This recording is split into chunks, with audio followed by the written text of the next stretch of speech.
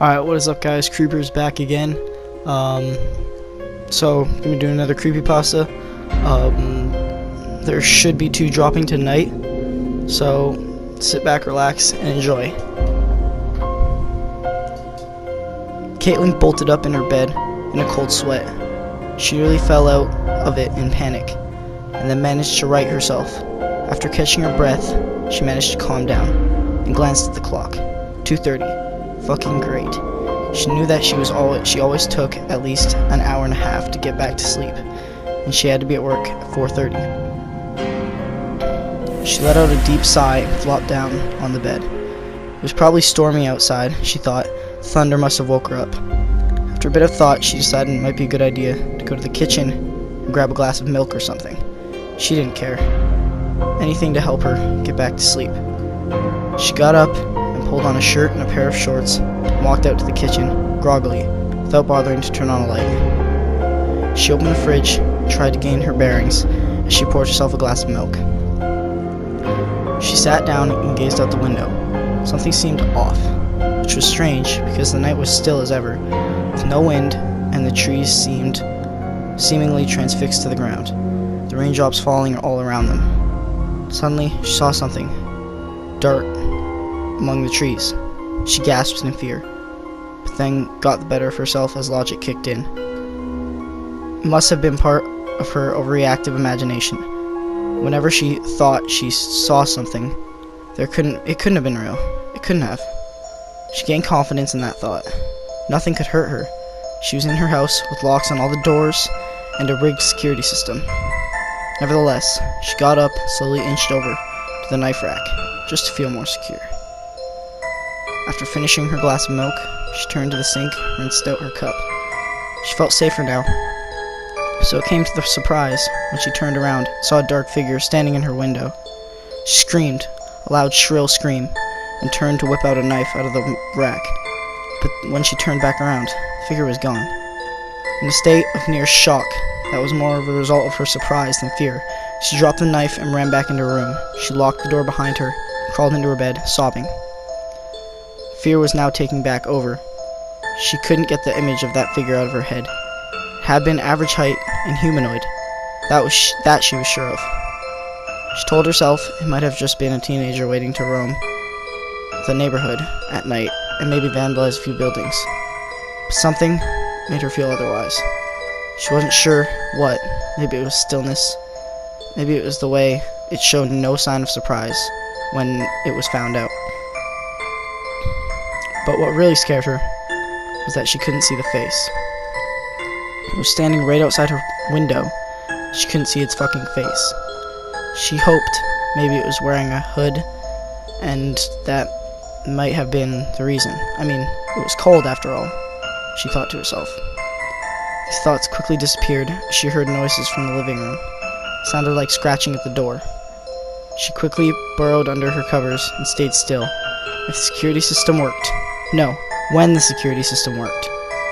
Whoever this was would be locked up and hauled to jail, and the police would take care of it. This thought calmed her down.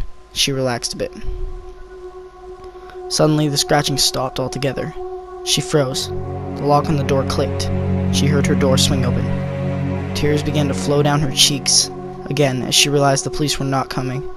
That thing had somehow unlocked the door, and it was in her house. She heard shuffling noises, and then a slight thud. She started shaking uncontrollably as she understood that those were the sound of the thing's footsteps. Shuffle, thud, shuffle, thud. The noises grew louder as it came down her hallway. She heard it slowly open the door to her spare bedroom, and she let out a sigh of relief. Maybe it would just go through that room and then leave. She nearly choked in surprise when she heard a loud ripping noise.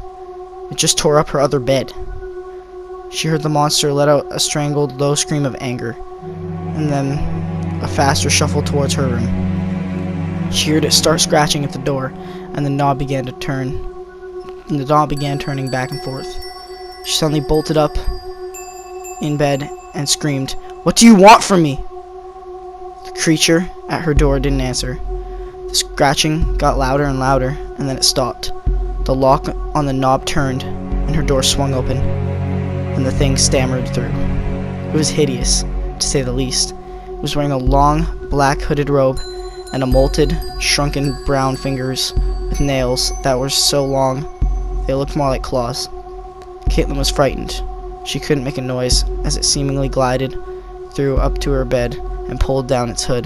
Caitlin let out a shrill squeak of fear as she saw its face. It was frayed black that hung down to its shoulders, and skin that was rotten and even torn in some places. But the worst part was its eyes. Its eyes were swollen shut, so tightly that blood seeped through at some points. It let out a tortured moan as it reached toward Kaylee's neck. She dodged it at first. It gasped and tried to make it to the door, but the creature was once so slow, darted and before and closed it. Caitlin frantically backed up, only to find herself in a tight corner. The creature's claws sped toward her neck. Caitlin opened her mouth to try and scream, but she never got the chance. Headline news for January 2012. Caitlin Miller, a 23-year-old secretary for a local businessman, was declared missing last night at 2 a.m. Local police were called to her house after reports from neighbors saying that there were loud, terrifying screams coming from her bedroom. When they arrived on the scene, her bedroom was overturned with a dirty black robe lying on the floor and blood on the bed sheets and wall. This blood, after a DNA sample, was confirmed as not her own. Foul play is suspected, but as of now, Miss Miller is nowhere to be found. Meanwhile, Caitlin roamed the woods about 5 miles from her house. She staggered around with patches of her hair missing and tattered black clothes. All she could think of was how she needed to find someone to take her place. Her eyes were stitched shut. So